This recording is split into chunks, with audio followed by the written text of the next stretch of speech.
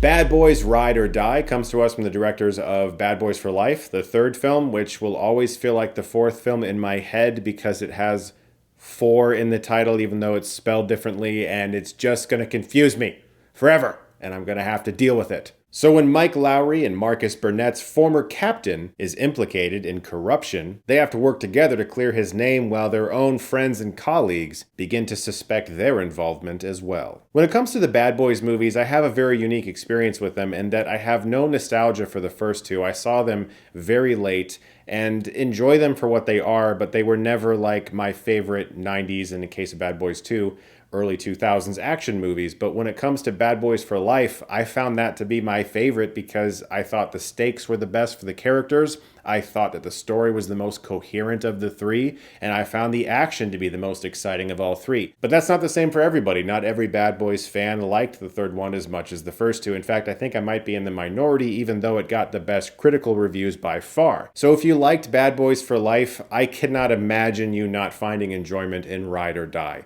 This movie was so much fun. The theater I was in was packed to near capacity. And from scene to scene, Martin Lawrence got laugh after laugh after laugh. He steals this whole movie. He's very funny here. His character's having an issue with sweets. He's eating too much of it. It affects his health poorly. And he spends most of the movie feeling like he can't die because of a very early experience in the movie that put him in the hospital. So you think of Martin Lawrence's character throughout this franchise, and you imagine him not having the same fears he normally has, and you're going to get a lot of laughs because of that. It's a really great way to take that character and do a change up. But again, about that packed audience, I felt something here that I haven't in a very long time because I unfortunately did not get to see Furiosa in a packed theater. There weren't that many people when I saw it. I'm still very bummed about its performance at the box office. If you haven't seen Furiosa yet, you've got to experience that movie on the big screen. But what I felt in Bad Boys 4 was a genuine communal experience. The audience I saw it with was having so much fun. They were hollering and cheering and clapping like all the time. It was a really good experience, especially during a standout action scene with the character Reggie, played by Dennis Green. He gets what is undoubtedly the best action scene in the movie that had the most reactions. I mean, my audience felt like an audio waveform. Like everything was just jumping up and down. People were screaming. It was really exciting, actually. That's not to say that Bad Boys 4 is going to be some classic movie. It's just to say that it's a very good audience experience. It's a crowd-pleasing movie. There's tons of jokes, a lot of great action, and it's the kind of movie that really is best experienced with a giant crowd in a theater. Because I can talk forever about seeing movies there on the big screen and how important that is. But I don't necessarily have to see Dune Part 2 with a sold-out crowd to have the same experience as if I saw it with just a few people, because it's not the type of movie in which an audience is meant to kind of interact with the movie audibly. Same with Furiosa.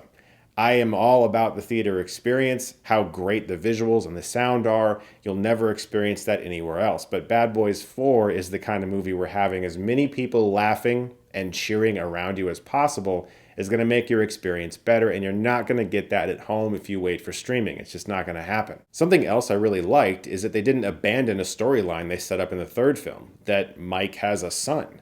That is the type of thing that a sequel will sometimes forget about. Like, especially since this movie begins with him in jail. It's the perfect opportunity to just be like, yeah, that happened in the third film. We don't have to worry about that here. But this is a very important storyline to this movie. And to not ignore that monumental development in this character's life, I think is, again, a testament to the fact that these last two movies have cared quite a bit about story. And I'm not saying Bad Boys 4 is like, no one's going to watch this movie and be like, I'm going to write. They're going to like run home and be like, I want to go run around my neighborhood with my shirt off or something. Like that's what Bad Boys will do for you. It's not going to inspire you to pick up a pen and write some poem or some shit. But you can tell that everyone involved is really caring. Will Smith and Martin Lawrence have phenomenal chemistry with one another. They work together just beautifully. They're so fucking good together and very, very funny. Also, it's really nice that they released their movie, since apparently their last movie just evaporated and doesn't exist anymore, Batgirl. Isn't that weird that we live in a world now where I can actually congratulate someone for getting their feature film financed by a studio released and not shelved?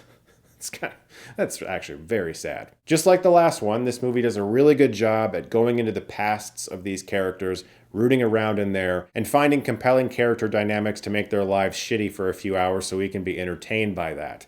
But it also is genuinely very funny. The notion that Martin Lawrence spends most of this movie just trying to find some Skittles alone creates quite a bit of great jokes. I had a good time with this movie. If you didn't like 3, you're probably not going to like this one either, because it's like more of what worked about that movie. But if you love that movie or thought that all of the Bad Boys movies were good, I can't even imagine you not having fun with this. Guys, thank you so much as always for watching. Look forward to more videos very soon. And if you like this, you can click right here and get Stuckmanized.